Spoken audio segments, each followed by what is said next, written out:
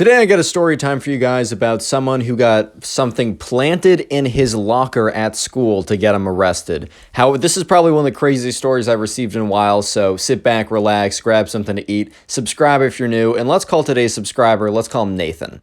So there's these kids at Nathan's school that were kind of known as like kind of the sketchy kids, and I'm literally just going to call them sketchy kids. It was like two guys, they were in a grade older than Nathan because Nathan was a junior and they were seniors. And most likely these kids were definitely hanging out with the wrong crowd. These kids were just known as kind of the sketchy kids, right? And Nathan and the sketchy kids have never interacted before. Like they never had a class together because they were in separate grades. They weren't in the same friend groups. In fact, Nathan was probably in the farthest out friend group. Man was in the math club. These kids were in the meth. Actually, I can't say that. YouTube, please. Anyways, though, right? So these kids have never crossed paths before until one day, the infamous day that will go down in Nathan's memory like forever, man. And basically what happens, right, is that, Nathan is walking down the hallway and he is looking at his phone because there are results for either some sports event or for some reason he is super engrossed in his phone and he just needs to know why. Like, he just needs to know, like, what's about to happen, and he's not paying attention to his surroundings. And that's when he accidentally bumps right into both the sketchy kids. And he doesn't just, like, bump into them a little bit. Like, he full-on bulldozes into them. And I think the sketchy kids were distracted, too, but they immediately were like, bro, like, are you trying to have a problem with us? Are you trying to, like, are you trying to mess with us, man? Like, they're trying to be all tough and all that. And Nathan, who is like, dude, he's just not trying to do any of this, bro. He's not trying to mess with any of this. He's just like, oh, no, like, this is a mistake. This is a misunderstanding. Like, don't even, like, I'm sorry, I was not paying attention. They're like, bro, no. If you weren't, you would have noticed us. You would have seen us. And in Nathan's head, he's like, if I really wanted to debate these clowns, like, I could have said the exact same thing for him because we did both collide into each other. Like, I mean, it takes two to collide, you know what I mean? But Nathan was like, no, I'm so sorry. Like, I didn't mean to. Hope you guys have a good day. So Nathan tries to walk away, and the kids are like, bro, do you really think you're going to get away with that easily, man? Do you really think you're going to be able to scoot on out of here after doing that? Like, that's crazy. You're crazy, bro. You don't even know what's going to hit you, man. And Nathan's just like, oh, shoot, dude. Like, this is not good. Like, once again, he's just like, I'm sorry. I apologize. He's really just trying to get out of this situation, bro. He's not trying to have anything at all to do with this. He's just like, all right, I got to distance myself. And he said, sorry, guys. Hope you have a good one. And the kids are like, they're like, yeah, get out of here, man. So Nathan kind of just assumed to himself, all right, bro, like, we're good. Those kids, like, threatened me, quote unquote, but, like, who really cares at the end of the day? Like, nothing's going to happen anyways.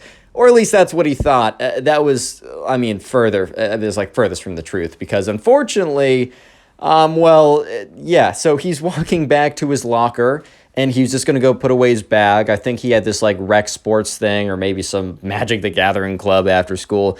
For some reason, it was towards the end of the day, and he was going to his locker to put away his bag and grab something. And when he gets to his locker, his heart starts beating like 1,000 beats per minute, man. It's about to shoot out of his chest. Because once he gets there, he sees 3 police officers, 2 like of those police officer dogs, and like half the freaking faculty, dude. Like all these faculty members. And they were all around his locker, and he could tell it was his locker because the two dogs were frantically sniffing his individual locker. Sure, if they're just a bunch of people in that general area, dude, it could have been anyone's locker. But the fact he knew that once the dogs were sniffing his locker, that it was over, right? And the thing is, yes, those dogs might have been looking for some tasty treats. Maybe those dogs wanted some good boy biscuits. Who really knows? But the truth was, right, those dogs were specialized to find big bad stuff that, to put it so that YouTube doesn't get mad at me, and so that if any of you guys don't know what it is, make your childhood go away a little bit faster. There are certain things you can't be bringing to school that smell very distinctively. And there are dogs that are trained to smell those things. And Nathan is starting to realize what he thinks might have happened, right? Because he's like, okay, whatever it is, I don't have anything, bro. I'm too busy with my math club to be doing anything like that. So Nathan just is like, all right, I'm just going to go straight up and see what's happening. So he walks up to the locker and all the people turn to him. Like even the dogs turn their heads. And the faculty are like, Nathan, like, this is very serious. Like, I need you to open this locker.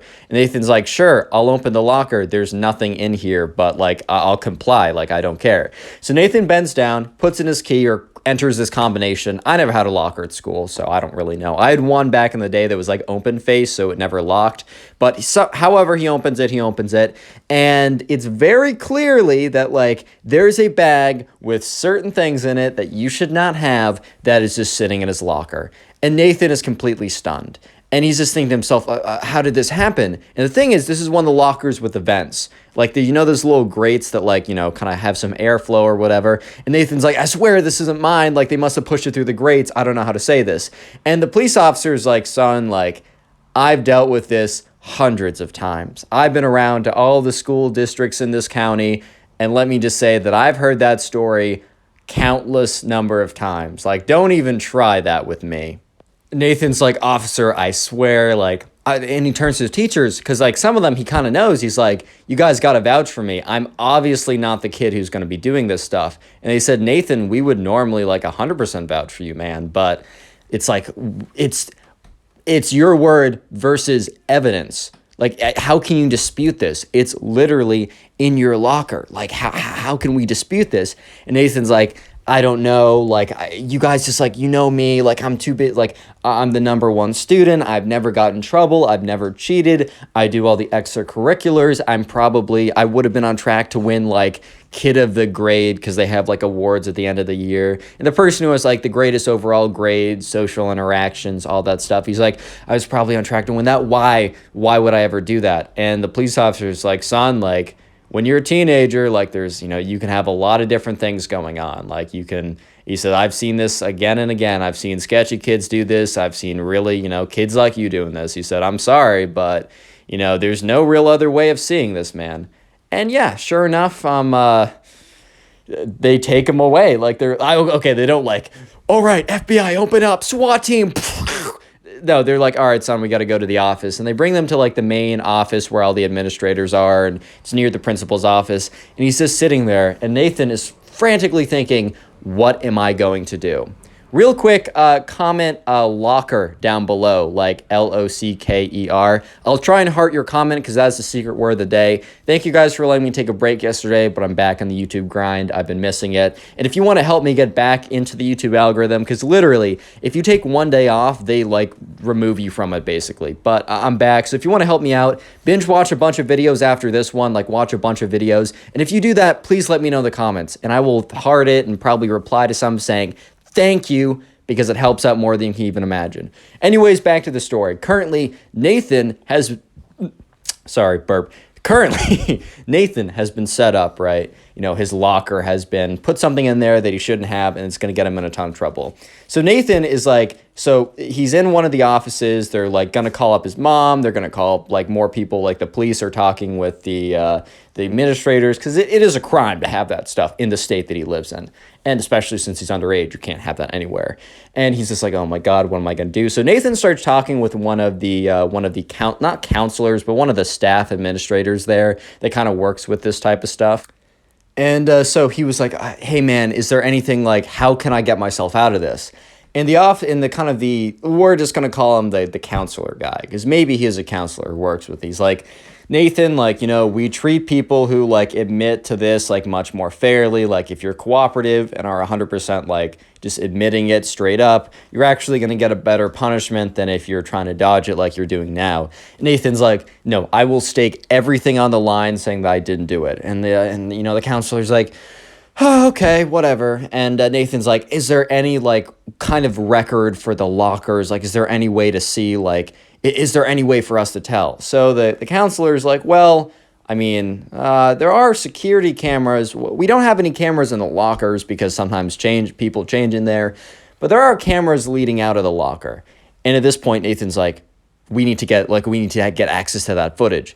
And the guy's like, Nathan, come on now. I just need you to admit it. He's like, and Nathan's like, no, you need, like, I will put everything on the line. We need to get a look at that footage. I think I know who it was. So then Nathan goes on to ask, like, more people come in so he can try and mount his counter case, right? So a few more people come in, including the principal, and he says, hey, earlier this morning, and he doesn't say the sketchy kids, but he says their names. But he says, the sketchy kids, right? I bumped into them and they took it really personally and they said that I was going to have to pay for it. And then I come back and you guys are sniffing my lockers. I don't think that that's a coincidence. He says, if you guys can somehow get like footage of them going in and going out of the lockers, then I really think that there's something there. And at that point, the teacher, or not the teacher, but the principal is like, yeah, okay, that's fair enough, I guess. I mean, we should at least we should at least hear you out, we should at least give you a chance. And so sure enough, they get the security recording after, talking to all the people that they need to get access to it.